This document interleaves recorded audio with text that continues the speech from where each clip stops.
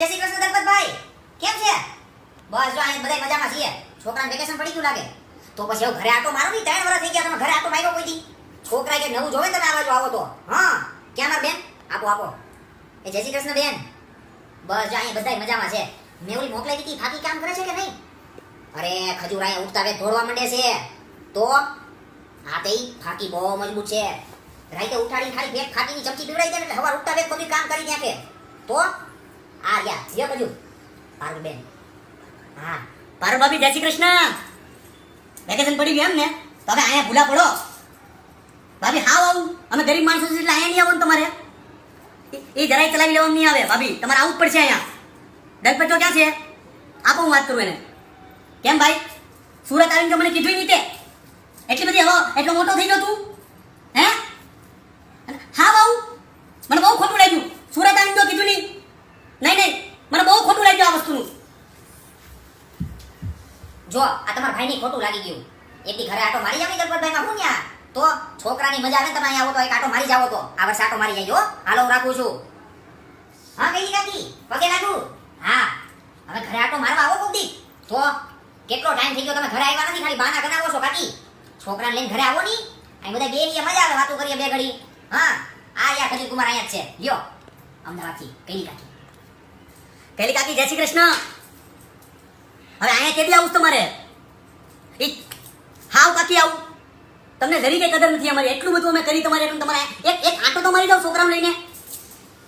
ગાડી મોકલું છું હમણાં. જેટલી ગાડી કાઢ એ જરાય ચલાવી લેવાનું નહીં આવે, તમારે આવવું પડશે. હાવ આવું કાકી તમે.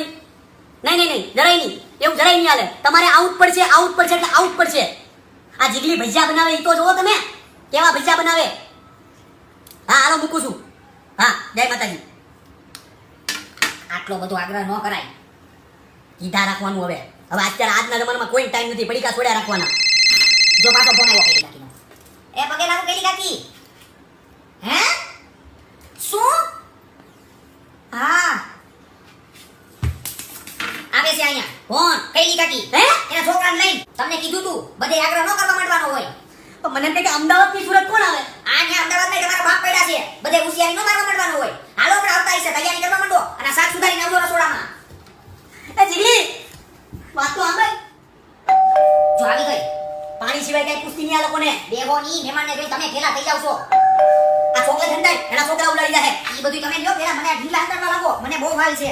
આલા જલ્દી આપી યાન લઈ લે જલ્દી. આ જલ્દી ના બાનું ખોલ. કાકી જય શ્રી કૃષ્ણ. ઘર ગોતમ કઈ તકલીફ તો નથી પડી ને કાકી? અંદર આવો પેલા. આવો. કેટલા ટાઈમે ભૂલા પડ્યા. આવો કાકી શરીર હાવ ઉતરી ગયો. હા યાર પેલા કરતા હાવ નવાઈ ગયા. તો યાર બાથરૂમ આવ આગળથી ડાબી બાજુ. ખજૂર છોકરો તો જો કેવો રાભડા જેવો છે. એ પગ નીચે રાખ, સોફો બગડે મારો. દીવાલ પર લેટોડા કરતો નહીં હો. એ મારા ફ્રીજ થી આગો રે. કબાટ ખોલ માં. અને ઝાપટ મારવાનું મન થાય છે. બારીએ ચડતો નહીં. એ મારું રિમોટ મૂકી દે. એ કપડા વીખમાં આવી પ્રજા થોડી હોય. આ રાભડાએ તો માથું ખાધું છે. તઈ હું જગ્યાએ કામ કરીને આને ખૂણામાં લેની તો થાય. એ કેલી કાકી. અરે તમારો દીકરો બહુ ડાયો છે હો. દીકરો તોફાનનું તો નામ જ નથી લેતો. દીકરા બિસ્કિટ ખાવું છે? ચેવડો આપું? ખજૂર ચેવડો દેવો છે? આપું?